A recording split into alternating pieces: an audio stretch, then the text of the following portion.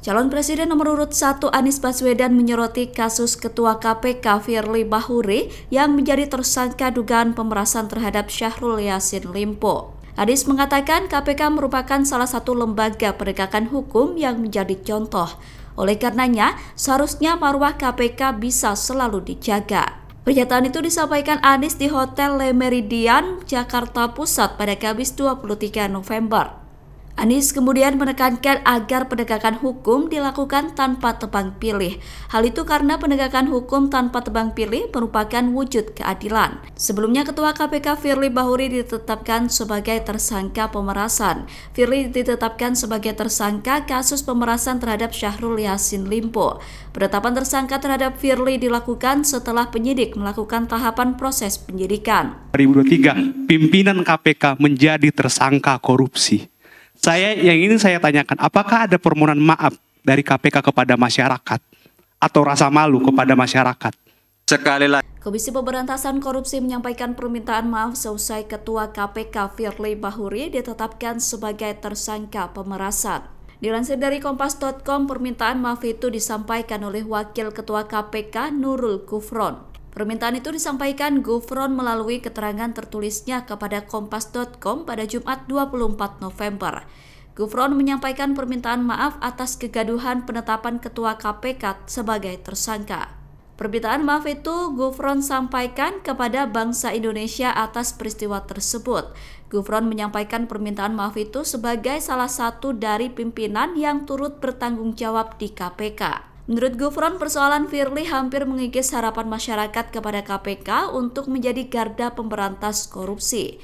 Ia menyatakan penetapan tersangka terhadap Firly akan menjadi pelajaran dan bahan evaluasi untuk internal KPK. Sikap Gufron tersebut berbanding terbalik dengan apa yang disampaikan Wakil Ketua KPK Alexander Marwata. Sebelumnya, Alex menolak meminta maaf dan mengaku tidak merasa malu atas kasus penetapan tersangka terhadap Firly. Pernyataan itu disampaikan Alex dalam konferensi pers kelembagaan terkait penetapan Firly sebagai tersangka. Konferensi pers itu dilakukan di gedung KPK Jakarta Selatan Kamis 23 November. Alex mengaku tidak malu karena meski Firly ditetapkan jadi tersangka, namun kasus tersebut belum terbukti. Ya Pak Alex, kita mundur ke belakang, kita mulai dengan perkara Ibu Lili Pintauli. Itu juga ada kasus dugaan gratifikasi. itu sudah lewat. Sekarang kita maju saat ini juga ada dugaan pembocoran dokumen oleh Pak Johanis Tanak. Itu juga disidangkan di Dewas. Ada pendapat yang menyatakan bahwa itu juga terbukti.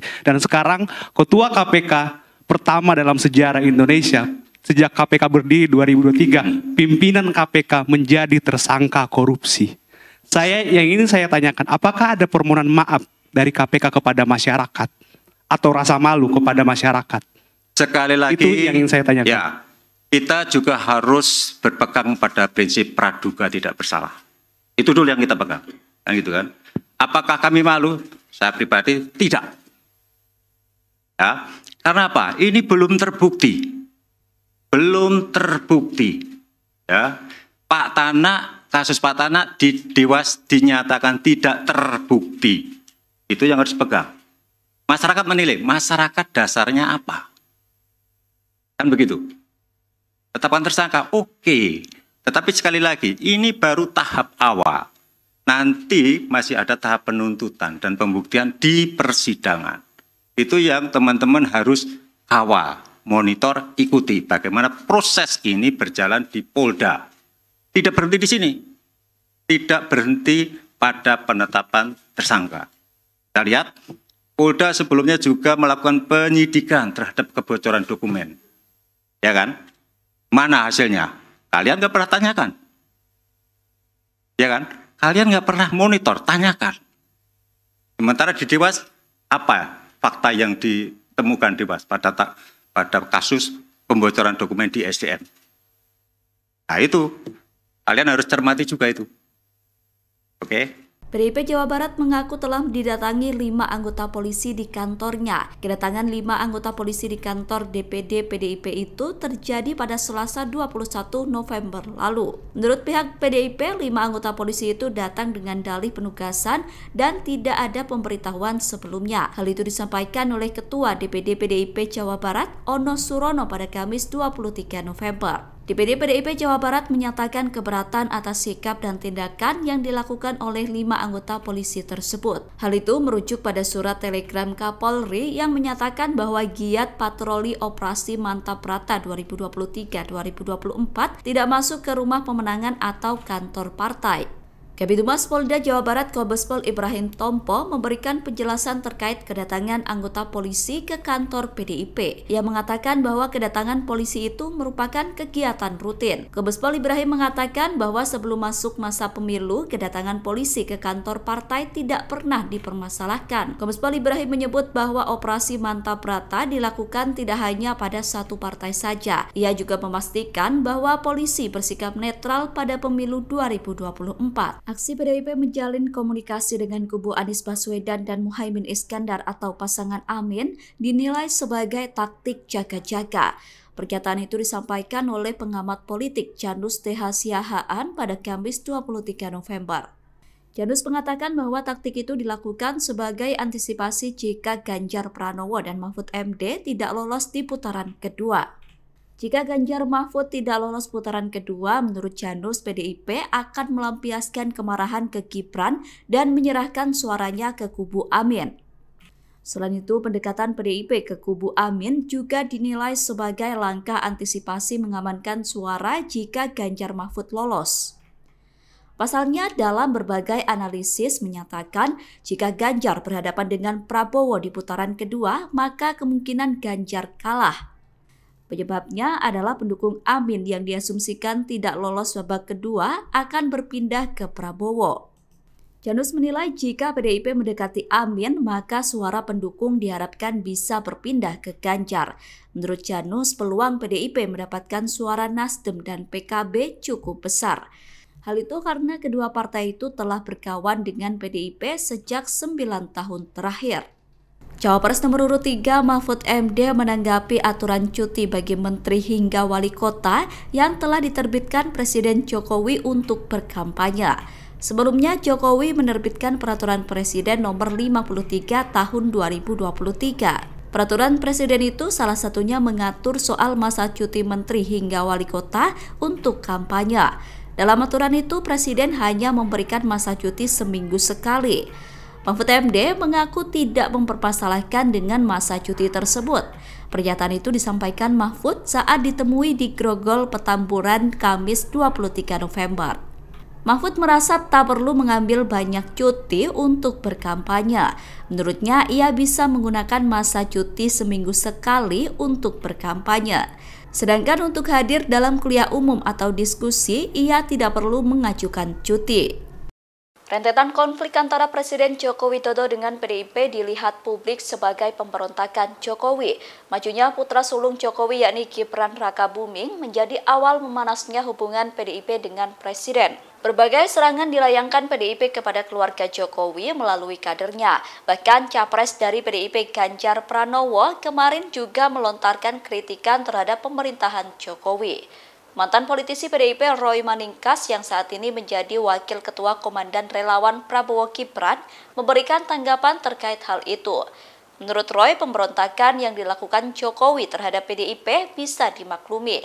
Pernyataan itu disampaikan Roy pada Kamis 23 November. Roy mengatakan selama ini Megawati Soekarno Putri menempatkan Jokowi sebagai petugas partai.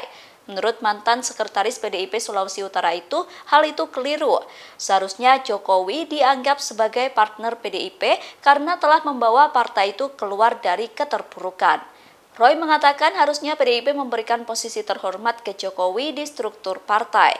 Menurut Roy, peran Jokowi selalu dikerdilkan oleh elit partai.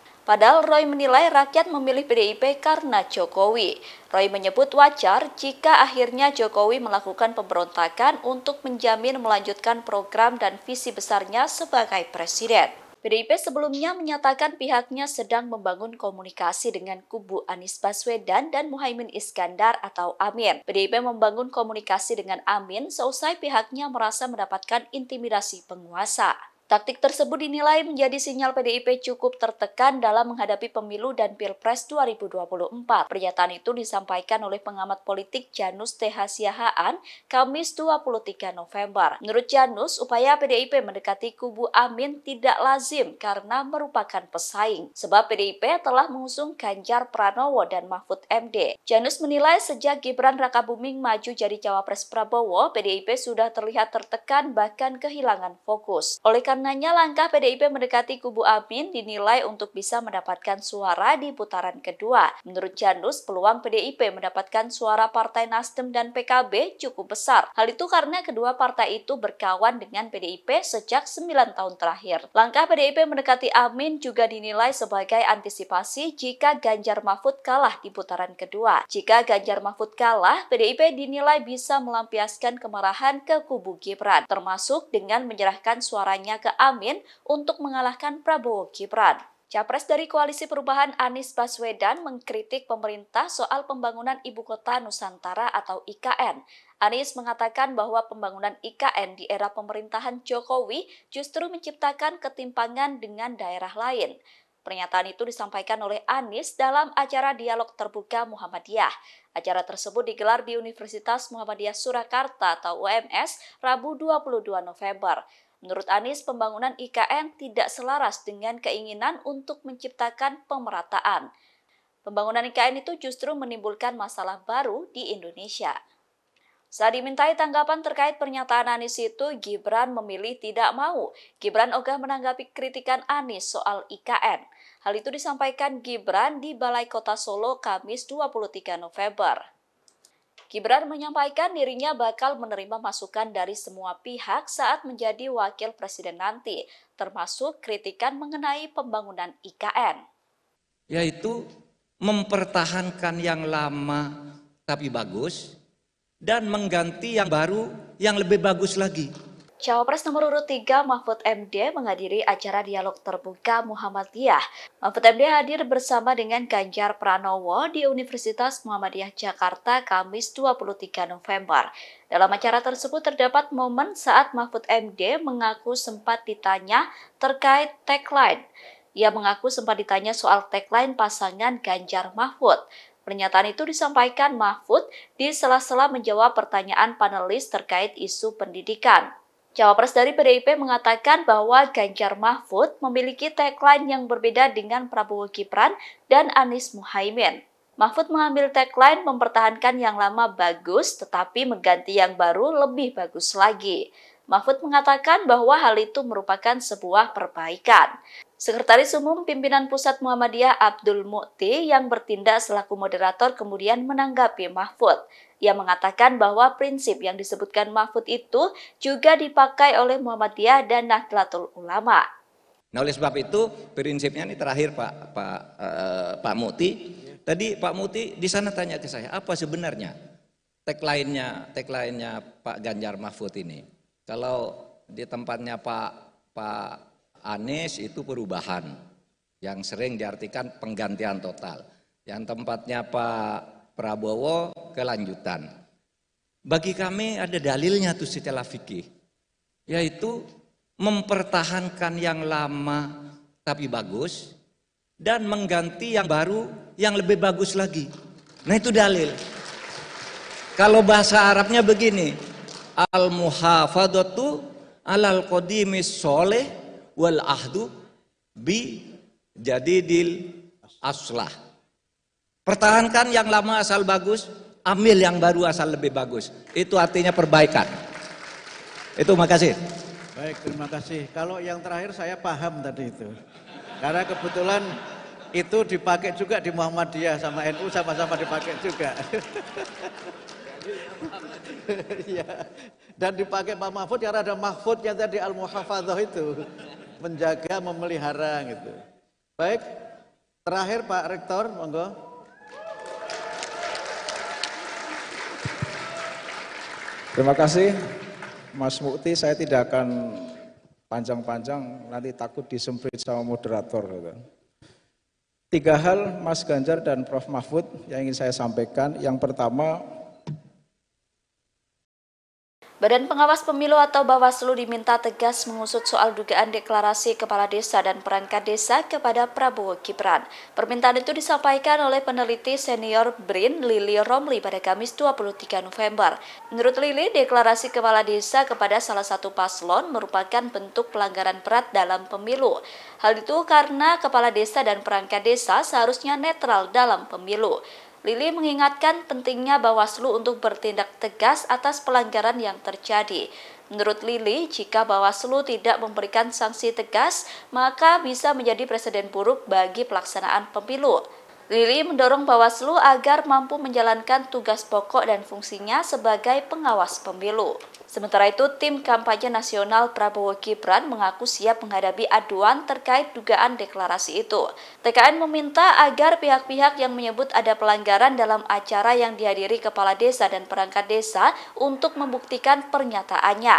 TKN mengatakan bahwa dalam acara Desa Bersatu di GBK itu tidak ada kepala desa maupun perangkat desa yang mengucapkan deklarasi. Nama mantan Ketua Komisi Pemberantasan Korupsi Abraham Samad masuk dalam struktur Dewan Pakar Timnas Anies Baswedan dan Muhaimin Iskandar atau Amin. Namun Abraham membantah bahwa dirinya masuk dalam struktur Dewan Pakar Timnas Amin. Dia menilai bahwa nama Abraham Samad bukan dirinya. Hal itu karena Abraham tidak pernah dihubungi untuk masuk ke dalam struktur Timnas Amin. Pernyataan itu disampaikan Abraham pada Jumat 24 November. Karena tidak dihubungi untuk menjadi Timnas Amin, Abraham menganggap bahwa nama itu tercantum karena salah ketik saja. Di sisi lain, Abraham mengaku tidak dalam posisi menolak jika memang benar ada tawaran untuk gabung ke Timnas Amin. Menurut Abraham, jika ada tawaran untuk masuk Timnas Amin, ia mengaku harus ada diskusi lebih lanjut. Diskusi tersebut adalah soal langkah yang akan dilakukan Timnas ke depan, termasuk diskusi soal langkah pemberantasan korupsi. Baliho Ganjar Mahfud di jalan utama dekat Bandara Sentani, Jayapura dicopot.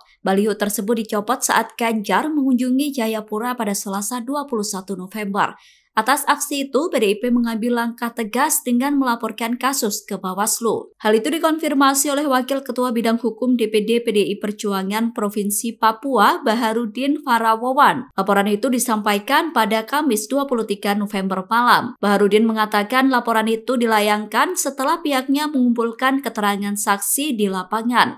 Berdasarkan keterangan saksi, baliho tersebut dicopot oleh 2 orang pemuda sebelum Ganjar tiba di Jayapura. Baharudin menegaskan bahwa pihaknya serius mempelajari dan menindaklanjuti kasus pencopotan baliho Ganjar Mahfud itu. Menurutnya, apa yang dilakukan PDIP itu merupakan bentuk penegakan hukum di Papua. Sementara itu, PDIP juga mengalami hal yang serupa, yakni pencopotan baliho. Sebelumnya, baliho PDIP di Bali dicopot saat Presiden Joko Widodo melakukan kunjungan ke wilayah tersebut. Peristiwa itu kembali terjadi di Jayapura. Oleh karena itu, PDIP mengambil langkah tegas dengan melaporkan pencopotan baliho di Jayapura. Download Tribun X sekarang, menghadirkan lokal menjadi Indonesia.